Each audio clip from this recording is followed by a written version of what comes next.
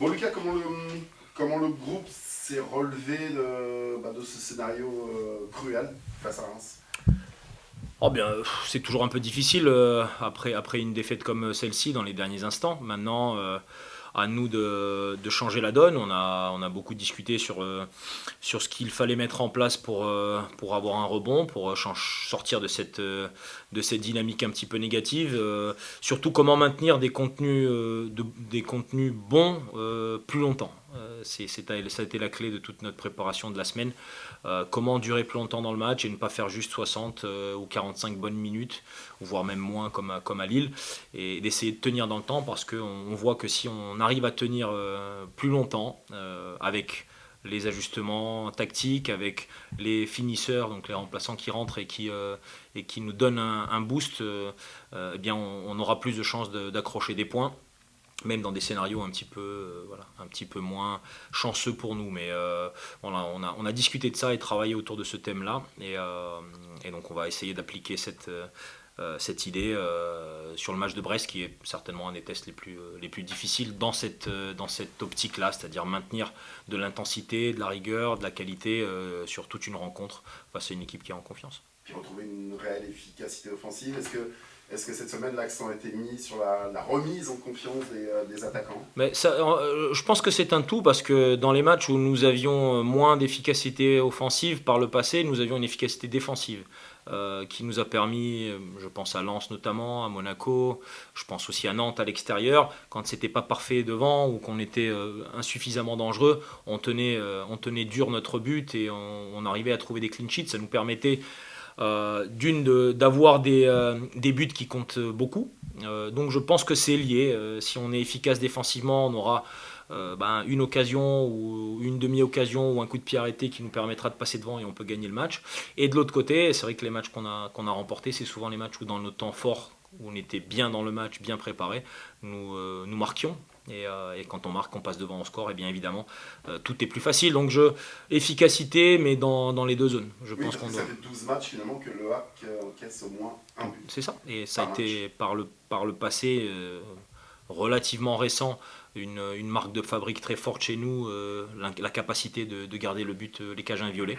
Et on aimerait retrouver ça. Autant qu'on doit se donner les moyens de pouvoir être plus marquant dans les moments qui sont les nôtres, où la stratégie va, où le dynamisme va, où l'intensité est bonne.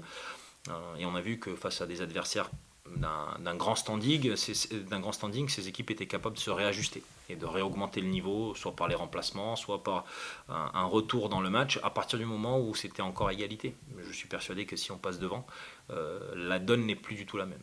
Parce que c'est à Brest qu'il va falloir relever ce défi, qui n'est pas sur le papier une équipe de haut standing, mais qui aujourd'hui est dauphin du PSG.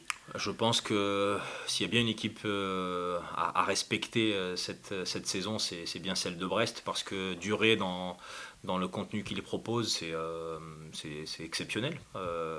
Ils sont relativement complets, il y a vraiment un état de confiance, mais aussi des qualités dans plein de phases de jeu, il n'est pas simple à déterminer quelle est la bonne structure face à eux et dans quelle zone ou quel moment du match on peut passer devant.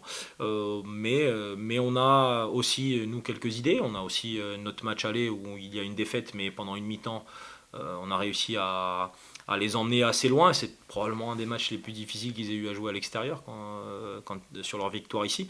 Donc il y a des raisons aussi pour nous de pouvoir être performants, en tout cas d'espérer une bonne performance de notre côté, mais elle ne viendra pas toute seule. Il faudra engager, notamment sur le plan de l'intensité, de la combativité, euh, de mettre le curseur très très haut. On a parlé de l'attaque, on a parlé de la défense. Euh, Au milieu, comment faire pour retrouver aussi un petit peu de créativité, un petit peu d'inspiration, voilà, la passe qui fait mal à l'adversaire. Bah, c'est pas évident de créer ça. Bah, on pourrait structurellement essayer de positionner, et c'est ce qu'on a cherché un peu à faire avec à Reims, Abdou Touré, qui a quand même une touche de dernière passe ou en tout cas une manière d'amener le ballon dans le dernier tiers relativement intéressante. C'est peut-être là où on peut ajuster un petit peu. Avoir Yacine qui soit plus dans les démarrages et lui un tout petit peu plus haut. Après, il n'y a pas 50 solutions. Hein. Il y a aussi nos capacités à passer par les extérieurs et d'utiliser les relais intérieurs pour terminer dans le dernier tiers autour de la surface par nos ailes et mettre un volume important de situations dans la surface. Ça a été plutôt bien contre Reims. On a eu un gros volume, notamment par Chris Opéry, de situations de centre. On les a peut-être joués un petit peu de trop loin, mais ça nous a permis de mettre en tension, de créer du volume de coups de pied arrêtés. On a été dangereux dans ce secteur-là, donc voilà, il y a des éléments sur lesquels on peut s'appuyer. Tu parlais de Yacine, est-ce que lui, il n'a pas un petit coup de moins bien? Est-ce qu'il n'est pas à la recherche d'un second souffle actuellement?